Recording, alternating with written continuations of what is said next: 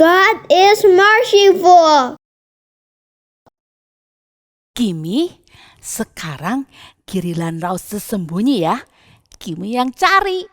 Oke.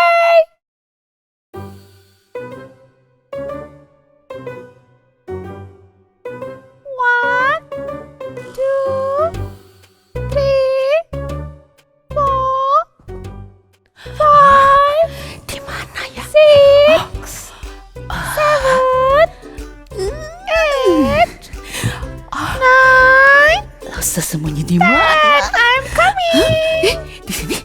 Oh, jangan. Coba di sini.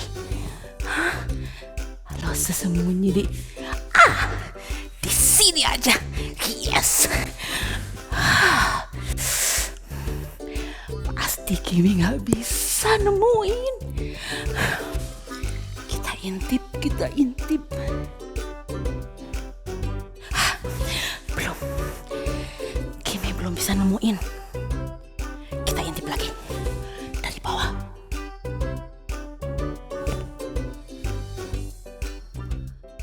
Aduh. Tapi kenapa lama banget Kimi? Kemana dia? Kok nggak datang sih? Aduh. Coba kita lihat pelan-pelan lagi.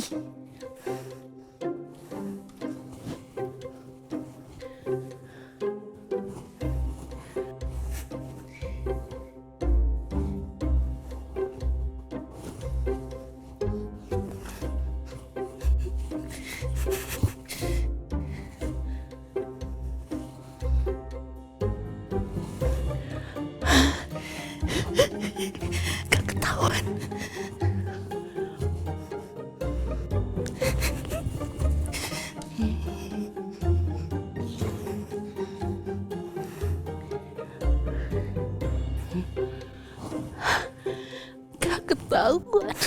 Gak ketahuan. Mana ya?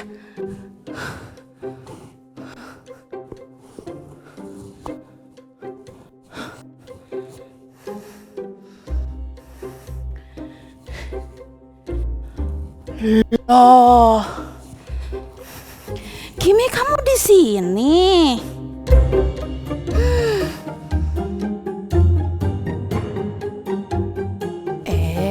Kamu kenapa Kim? Lause nungguin kamu lama loh. Sekarang malah marah-marah kayak gini. Ih Lause, Kimi itu kesel banget sama Sarah. Tadi kan Kimi mau nyari Lause. Iya. Ketemu sama Sarah. Oh, I don't like her. Dia itu jahat Lause. Tapi kenapa? Dia itu bocorin rahasia aku ke teman-teman. Padahal dia udah janji gak mau bilang ke yang lain. Makanya sekarang Kimi gak mau lihat mukanya lagi. Aduh, lalu sekarang Kimi maunya gimana? Maunya dia hilang aja dari muka bumi. Hati-hati gunakan mulutmu. Soalnya dia jahat sih. Kalau orang jahat kan mesti dibalas, ya kan? Bagaimana menurut anak-anak di rumah? Apakah kalian setuju kalau kita membalas orang yang sudah jahat ke kita dengan kejahatan lagi? Ya iya dong. Masa dibalas sama yang baik? Ya keenakan dia. Nah, hari ini Lause mau menceritakan sesuatu tentang Tuhan kita. Wow, tentang Tuhan? Iya, kalau minggu lalu kita belajar Tuhan itu pencipta. Lalu Tuhan itu kudus. Tuhan itu adil. Nah, hari ini kita akan belajar tentang God is merciful, yaitu Tuhan yang berbelas kasih. Lausya, Ya, apa itu belas kasih? nah, ayo ikut Lause yuk. Oke. Ayo. Hai Kim, lihat Lause bawa apa ini? I love ice cream. Yes, kita main kuis yuk. Oke, habis itu Kim boleh makan es krimnya ya. Boleh, tapi ada syaratnya. Gini, kalau Kim bisa menjawab pertanyaan dengan benar, Kim boleh makan es krim ini. Tapi kalau misalnya Kim salah menjawab pertanyaannya, lihat, Lause akan klik tombol ini. Jadi nanti ada air yang pure langsung siram di atas kepala Kim. Wah, seru-seru. Kim yakin bisa jawab dengan benar. Yeay. Setuju ya? Setuju. Oke. Sekarang pertanyaannya adalah, apa yang Tuhan ciptakan pada hari kelima?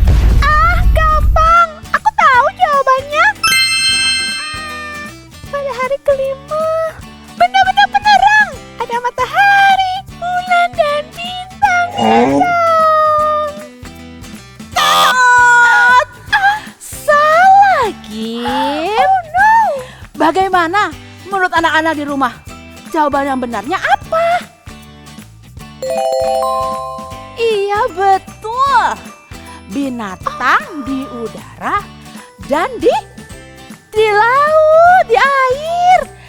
Kalau gitu, Kim dapat apa? Oh.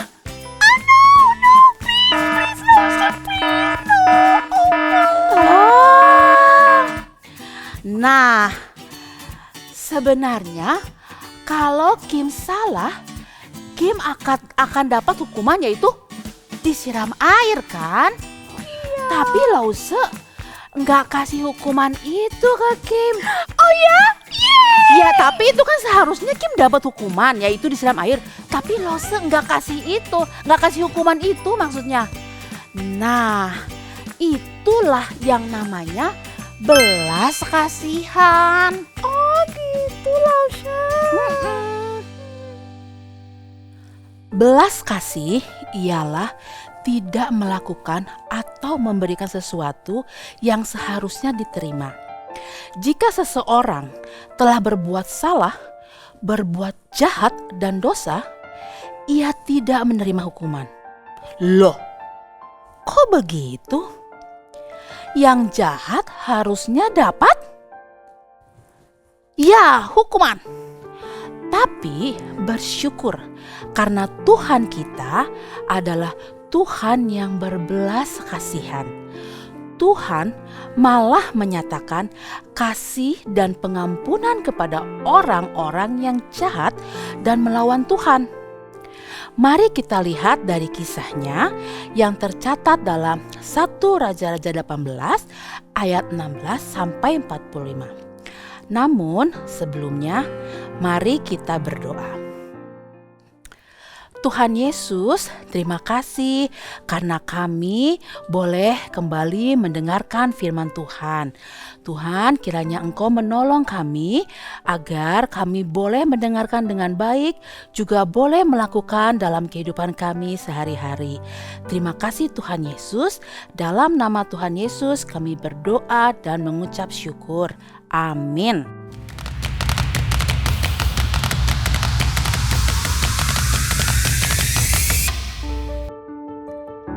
Di zaman itu, bangsa Israel dipimpin oleh Raja Ahab. Dan mereka hidup di masa yang susah banget karena terjadi kekeringan dan kelaparan. Hujan tidak turun selama 3 tahun, sehingga tanah tidak menghasilkan makanan. dan persediaan makanan semakin sedikit.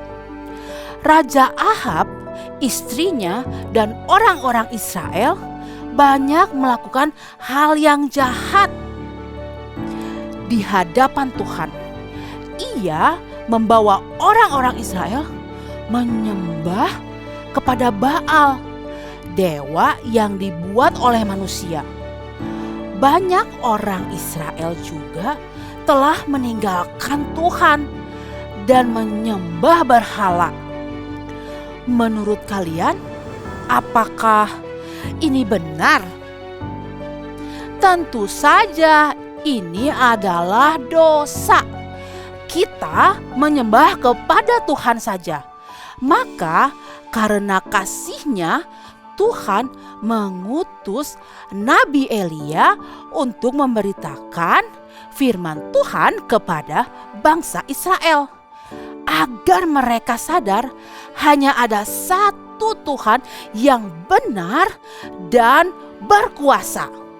Maka Nabi Elia datang kepada Raja Ahab dan men-challenge Raja Ahab untuk membuktikan mana Tuhan yang benar dan mana Tuhan yang palsu. Tuhan Israel, Allah kita, atau Baal, dewa buatan manusia yang mereka anggap Tuhan. Maka Raja Ahab mengumpulkan 450 orang nabi-nabi Baal untuk berhadapan dengan Nabi Elia. Nabi Elia meminta nabi-nabi Baal itu untuk membuat mezbah dan menaruh korban persembahan berupa lembu jantan. Tapi tidak boleh menyalakan api. Nabi-nabi Baal harus berdoa dan memanggil Allah mereka untuk menurunkan api dari langit untuk membakar korban persembahan. Demikian juga Nabi Elia akan melakukan hal yang sama. Korban persembahan yang terbakarlah bukti dari kehadiran dan kuasa Allah yang hidup dan benar. Maka mulailah para nabi Baal dari pagi sampai siang hari berdoa, menjerit dan memanggil Allah Baal mereka. Namun tidak ada suara, tidak ada api yang membakar korban. Sesudah lewat tengah hari, para nabi Baal itu berusaha lebih keras lagi. Namun tidak ada jawaban. Tidak ada apapun yang terjadi. Apakah Allah mereka sedang tidur? No. Tentu saja Allah mereka tidak berkuasa, sebab hanyalah patung buatan manusia. Maka sekarang giliran Nabi Elia. Ia memanggil bangsa Israel untuk mendekat kepadanya. Nabi Elia mempersiapkan korban, seekor lembu jantan, lalu mengambil 12 batu menjadi mezbah dan menaruh kayu api. Ia menuangkan air ke atas korban dan kayu api sampai sekelilingnya menjadi penuh dengan air. Nah, menurut kalian mana ya yang lebih mudah terbakar? Sesuatu yang kering atau yang basah? Ya tentu saja yang kering. Wah, jika korban persembahan Elia begitu basah, bisakah terbakar?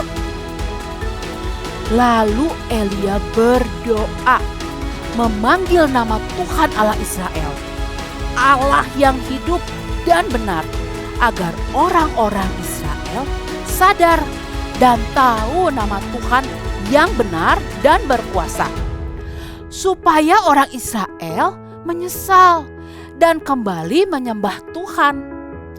Elia berdoa agar Tuhan menunjukkan kuasa-Nya. Maka terjadilah sesuatu yang luar biasa. Turunlah api Tuhan dari langit dan membakar korban persembahan sampai habis. Melihat hal itu, sujudlah orang Israel dan berkata, "Tuhan, Dialah Allah." Barulah orang Israel sadar bahwa selama ini mereka tidak menyembah kepada Tuhan yang benar. Barulah bangsa Israel sadar mereka telah berbuat dosa karena menyembah berhala dan tidak mendengarkan Tuhan. Anak-anak, menurut kalian siapa yang telah berbuat jahat kepada Tuhan dan seharusnya mendapat hukuman? Tentu saja Raja Ahab dan semua orang Israel yang tidak taat kepada Tuhan harusnya mendapat hukuman atas dosa mereka. Tetapi Tuhan kita adalah Tuhan yang penuh belas kasihan. God is merciful. Tuhan tidak memberikan maut sebagai balasan atas dosa bangsa Israel pada saat itu. Malahan Tuhan memberikan peringatan untuk bertobat dan Tuhan mengampuni orang Israel yang menyesal. Tuhan juga mendatangkan hujan kembali di tanah Israel yang kering. Demikian juga kita semua adalah manusia yang berdosa. Adakah di antara kalian yang tidak berbuat dosa? Ada enggak yang tidak pernah berbuat jahat? Tidak ada. Roma 3 ayat 23 berkata, semua orang di dunia ini telah berbuat dosa. Sejak lahir, waktu masih kecil, kita semua sudah berdosa. Misalkan, anak-anak kecil suka memukul atau bisa berbohong, padahal tidak diajari papa mama. Itulah dosa. Dosa bisa ada dalam pikiran, hati, tidak terlihat oleh kita. Tetapi dosa membuat kita senang melakukan yang jahat, yang tidak benar dan melawan Tuhan. Jadi, karena dosa-dosa kita, harusnya apa yang kita dapat? Maut, kematian yang kekal di neraka.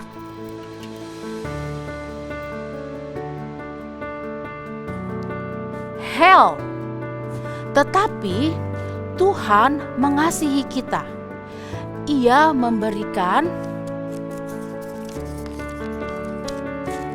pengampunan dan keselamatan di dalam Yesus Kristus kepada manusia yang menyesali dosanya dan mau percaya. Tuhan tidak memberikan pada kita apa yang sepantasnya kita terima. God is merciful. Ketika Yesus hidup di dunia, ada banyak orang-orang membencinya, memukulnya, memarahi, meludahi, bahkan menyalibkan dia.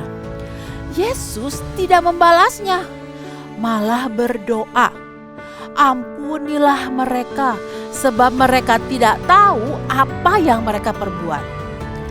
Juga saat murid-muridnya lari dan bersembunyi, bahkan menyangkal Yesus.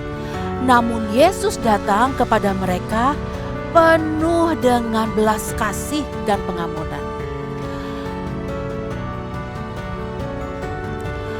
Roma 5 ayat 8 berkata, "Akan Tetapi Allah menunjukkan kasih-Nya kepada kita oleh karena Kristus telah mati untuk kita ketika kita masih berdosa.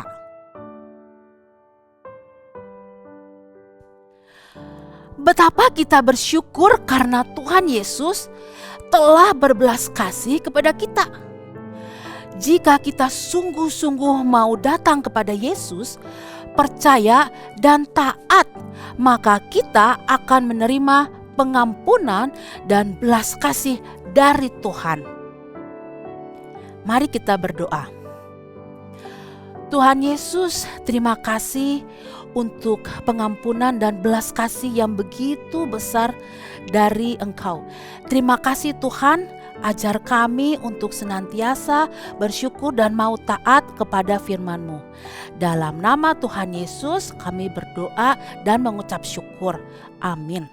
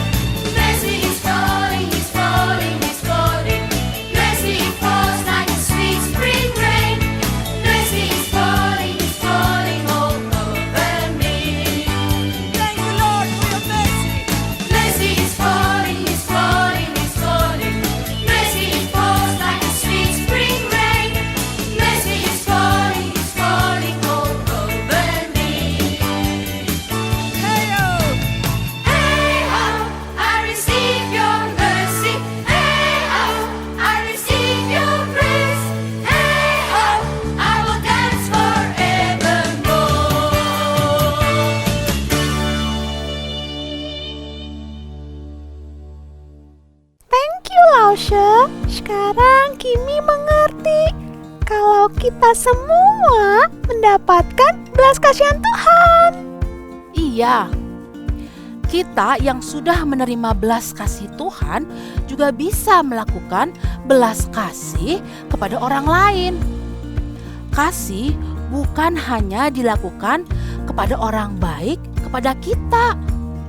Misalkan ada teman yang berbuat jahat atau mengganggumu, maka kamu bisa berbelas kasihan dengan tidak membalas mereka dengan yang jahat. Atau ketika ada seseorang yang berbuat salah kepadamu, maka berikan pengampunan. Itu juga namanya berbelas kasih. Kita bisa melakukannya. Maukah kamu mencobanya kini? Kimi mau loh, walaupun rasanya sulit. Tapi Kimi mau mencoba deh mengampuni Sarah dan bersikap baik. Karena kan Kimi udah diampuni sama Tuhan. Iya kan, Nasya? Good job, Kimi. Anak-anak di rumah, maukah kamu mencoba melakukannya juga? Tuhan mau kita melakukannya, dan Tuhan pasti akan menolong kita. Walaupun itu sulit, remember, God is merciful. God bless you. Bye-bye.